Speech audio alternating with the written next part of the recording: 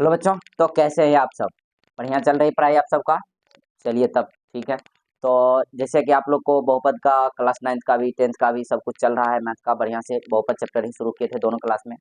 तो बहुपद का थ्योरी आपको हम जीरो लेवल से लेकर के हीरो लेवल तक का बता दिए हैं। आप लोग देख लिए होंगे, उम्मीद है पिछला वीडियो सबके सब। तो जैसे कि आप लोग को और एनसीईआरटी के हर क्वेश्चन को भी किए हैं, और साथ में आज आप लोग को हम एक बहुपद का एक क्वेश्चन लिए हैं, और एक ही क्वेश्चन से जो भी बोर्ड एग्जाम में क्वेश्चन बनता है, जितना भी क्वेश्चन बनता है, इस बार भी कई ढेर सारे क्वेश्चन बहुपद से संबंधित, द्विघात समीकरण से संबंधित पूछा है। तो जो भी क्वेश्चन बनेगा बोर्ड एग्जाम से, क्वेश्चन जो भी बनता है संबंधित इंपॉर्टेंट, वो सब क्वेश्चन हम क्या करने हैं जा रहे हैं, आपको एक ही क्वेश्चन से आप लोग को हम समझाने जा रहे हैं। तो आप लोग ध्यान से देखिए, और बहुत सारा आप लोग को फार्मूला तो पता है, तो फार्मूला यदि ध्यान में है तो आप सभी साथ में क्वेश्चन को बनाते चलिए, और एक ही क्वेश्चन से यदि कंसेप्ट क्लियर हो जाए तो बहुत बढ़िया बात है। ठीक है, तो बस कंसेप्ट को दिमाग में लीजिए, और कितने सारे क्वेश्चन देखिए आपका दिया हुआ है। तो एक बहुपद का क्वेश्चन है, और इससे देखिए यही ऑब्जेक्टिव में यही दे देता है, क्वेश्चन वही रहेगा। अब बस कोई एगो का वैल्यू आपको पूछ देता है और ऑप्शन दे देता है, तो उसमें आपको टिक करना होता है। तो आप काहे ना पहले ही उतना तैयार हो जाइए कि पहले ही क्या होगा, तो क्वेश्चन कोई भी पूछे, बस आपके दिमाग में कंसेप्ट होना चाहिए, कूट कूट कर कंसेप्ट भरा हुआ होना चाहिए, और क्लियर कट होना चाहिए कि सवाल बनाने में कोई भी तरह की दिक्कत नहीं हो। तो चलिए ध्यान से क्वेश्चन को क्या करते हैं, हम सॉल्व करने जाते हैं, आप लोग भी ध्यान से करते चलिए। तो सबसे पहले कह रहा है कि यदि एक द्विघात बहुपद पी एक्स बराबर x square minus 5x plus 6 के शून्य का अल्फा व बीटा हो तो ज्ञात करे। क्या ज्ञात करना है?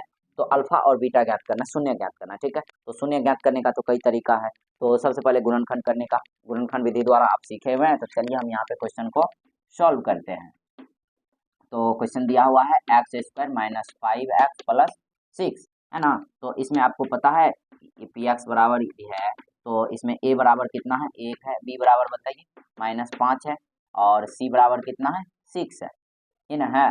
अब ध्यान से देखिए, तो इसका हम गुणनखंड करेंगे पहले, x square minus 5x plus 6 का एक नंबर का सोल्यूशन करने जा रहे हैं। तो इसको कैसे गुणनखंड करेंगे, तो ए और सी को गुणा करते हैं, और क्या करते हैं, जोड़ करके हो कि घटाव करके हो, क्या करते हैं, मध्य को पूरा करना होता है। तो 6 का जो फैक्टर होगा, तो वह 6 का फैक्टर कौन चीज है, तो 2 और 3 है ना।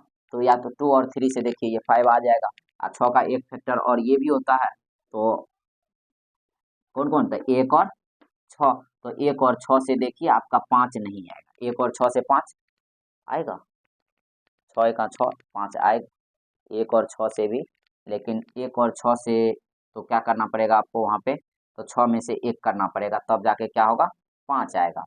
ठीक है, तो 6 में से 1 करना पड़ेगा, तब जाकर के आपको 5 आएगा। लेकिन यहाँ पे देखिए, तो 6 और 1 को गुना कीजिएगा, जैसे -6 और -1 करेंगे, तब जाकर के ये -7 हो जाएगा। क्या हो जाएगा, -7, है ना। लेकिन कितना, -7 हो जाएगा, और फिर -1 और -6 को मल्टीप्लाई करेंगे, तो ये तो 6 हो जाएगा, लेकिन -6 हमको चाहिए यहाँ पे -5, कितना चाहिए, -5। इसके लिए हमको करना पड़ेगा +1 को, और -6 और +1 करेंगे तो कितना होगा, -5। लेकिन मल्टीप्लाई करने पे देखिए -6 गुना 1 करेंगे, तब जाकर के वो -6 होगा, लेकिन हमको चाहिए यहाँ पे +6, समझ गए। तो इसलिए वो कंडीशन यहाँ पे सेटिस्फाइड नहीं होगा, समझ गए, समझे क्या बोले हम। यहाँ पे माइनस ये वाला गुणनखंड अभी नहीं ले सकते हम, क्यों, क्योंकि आपको यहाँ पे 6 माइनस नहीं, 6 प्लस -6 प्लस 1 कीजिएगा, तब जाके कितना आएगा, -5 आएगा। लेकिन हमको चाहिए कितना, प्लस में 6 चाहिए, कितना चाहिए, प्लस में 6। अब इन दोनों को जब मल्टीप्लाई करेंगे तो हमको रिजल्ट मिलेगा कितना, -5 तो मिलेगा, लेकिन इन दोनों को मल्टीप्लाई करने पर -6 और 1 को मल्टीप्लाई करने पर कितना, -6 मिलता है, ये ना मिलता है। तो -6 तो हमको चाहिए ना, ओवरऑल चाहिए कितना, तो +6 चाहिए। लेकिन अब यहाँ पे देखिए 2 और 3 के, यदि दोनों में हम माइनस लगा देते हैं, तो 3 दूना माइनस माइनस प्लस हो जाएगा, 3 दूना 6, और -3 और -2 से -5 आ जाए, इसलिए इसका ये फैक्टर अभी क्या होगा, सही होगा, ये वाला फैक्टर अभी नहीं लेंगे। तो यहाँ ये गुणनखंड करने आप लोग को बढ़िया से आता है। चलिए, तो इसे बता दिए। तो एक्स स्क्वायर माइनस कितना, 2x माइनस हो गया 3x प्लस में 6। अब बताइए, एक्स कॉमन लेंगे तो x -2 हो जाएगा, -3 कॉमन लेंगे तो हो जाएगा कितना, x -2, क्योंकि देखिए माइनस कॉमन लेने से जो प्लस में रहता है वो माइनस में आ जाता है, 3 दूना 6, ठीक है। अब बताइए क्या होगा, तो यहाँ हो जाएगा x -2 इंटू हो गया x -3। अब यहाँ से क्या हो जाएगा, तो x -2 बराबर 0 यही कर लेते हैं। चलिए अगला स्टेप में कर लीजिए।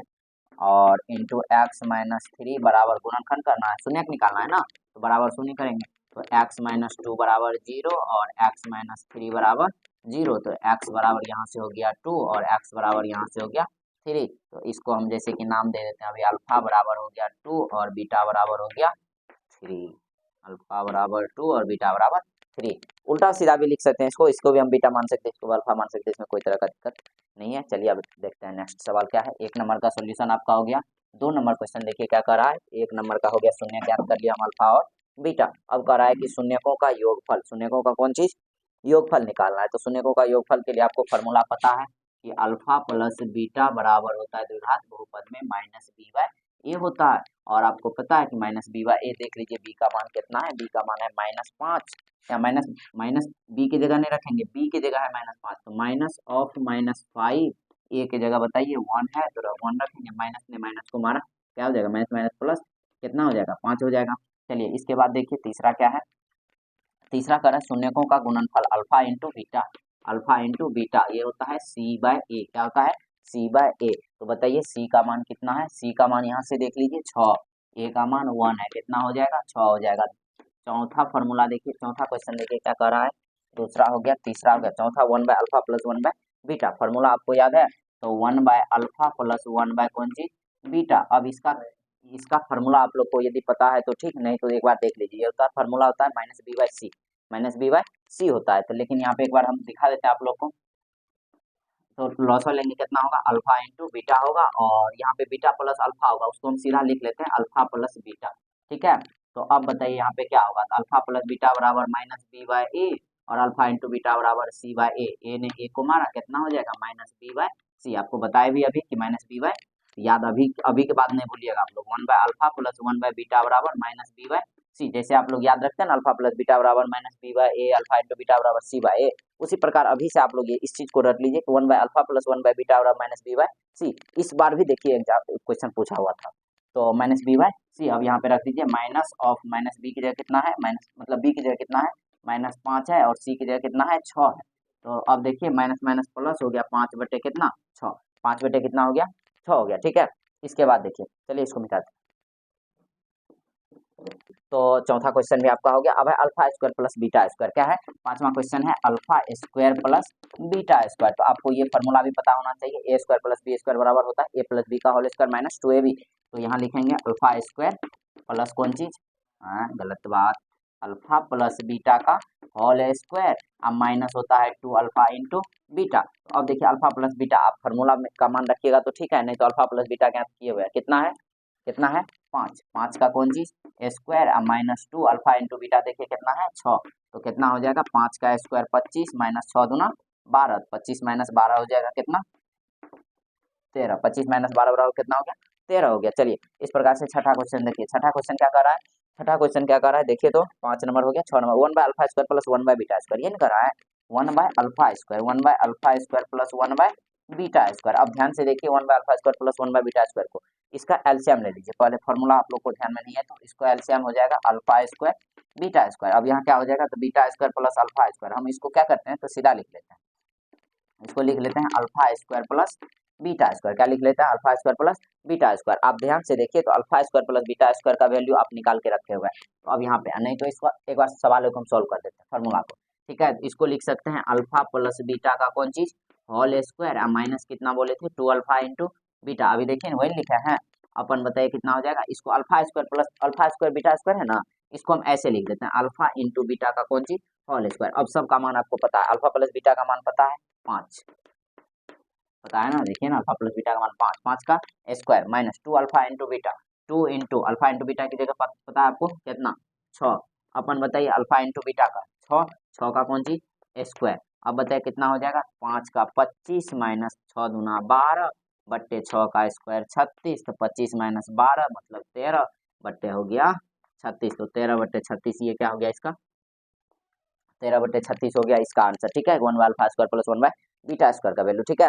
तो इस प्रकार से आपका ये छठा क्वेश्चन भी होगा। अब चलिए 7 8 9 बचा हुआ, इसको एक बार नोट कर लीजिए, इसको मिटाएंगे, इसके बाद आपको बता देते हैं। चलिए तो अब आपका 3 गो क्वेश्चन जो बच गया, तो ये है विवेचक ज्ञात करना है। तो विवेचक से संबंधित आप लोग थ्योरी जानते हैं कि नहीं, तो थोड़ा सा हम थ्योरी के बारे में चर्चा करते हुए क्या करेंगे, सवाल को सॉल्व कर लेंगे। ठीक है, तो आपका ये दिया हुआ क्या था, इसको भी मिटा दिए। देखिए एक्स स्क्वायर माइनस में 5x प्लस में क्या है 6, ये ना है। तो यहाँ पे देख लीजिए, तो ए का मान कितना है 1 है, बी का मान कितना है -5 है, और सी का मान कितना है 6 है। ठीक है, अब यहाँ पे देखिए विवेचक क्या नंबर है, 7 नंबर। चलिए, तो विवेचक इसको कहते हैं अंग्रेजी में डिस्क्रिमिनांट, क्या कहते हैं, डिस्क्रिमिनांट। ठीक है, इसको डी द्वारा सूचित करते हैं, और आपको पता होना चाहिए डी बराबर जो फॉर्मूला होता है वो होता है B square minus 4ac, B square minus 4ac। और इसी को ज्ञात करके हम विवेचक ज्ञात करके ही मूलों की या शून्यकों की प्रकृति ज्ञात करते हैं। ठीक है, तो अब यहाँ पे देखिए ध्यान से, तो यहाँ पे विवेचक का जो मान ज्ञात करते हैं वह कितना हो जाएगा बी स्क्वायर, तो बी की जगह कितना है -5 का स्क्वायर करेंगे, -5 का स्क्वायर -4 इंटू ए की जगह 1 इंटू सी की जगह 6, तो हो गया -5 का स्क्वायर हो गया 25, 25 माइनस 6 चौके 24, 25 माइनस 24 बराबर हो गया 1, कितना हो गया 1, 25 माइनस 24 बराबर कितना हो गया 1 हो गया। तो अब यहाँ पे देखिए ध्यान से, तो इनसे एक तो विवेचक का मान हो गया, डी बराबर ये हो गया आंसर आपका। अब यहाँ पे देखिए डी का मान धनात्मक है कि ऋणात्मक है, सर धनात्मक है।